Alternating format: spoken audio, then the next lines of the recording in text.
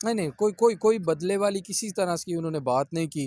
Election commission को एक दफ़ा उन्होंने कहा था कि आप लोग जिस तरह से काम कर रहे हैं वो सही नहीं है और आप कानून का मजाक उड़ा रहे हैं, कानून तोड़ रहे हैं।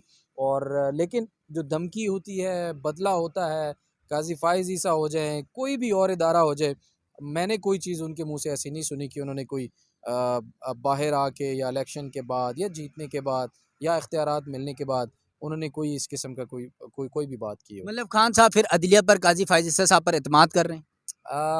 नहीं, वो अदम एतमाद का इज़हार कर चुके हैं। अदम एतमाद का इज़हार करना और बदला लेना 2 अलग-अलग चीज़ें हैं। बिल्कुल ऐसे ही जी, है। तो अदम एतमाद का इज़हार तो वो बारहा अपने वकला के ज़रिए कर चुके हैं कि उनको अदम एतमाद है। लतीफ़ खोसा ने भी अदालत के अंदर लेवल प्लेइंग फ़ील्ड की दरख्वास्त वापस लेते वाज़ेह तौर पर काज़ी साहब को कहा था कि हम जो हैं वो आप पर मज़ीद इन्हिसार इसलिए नहीं कर सकते कि हमें आपसे हम तवक्को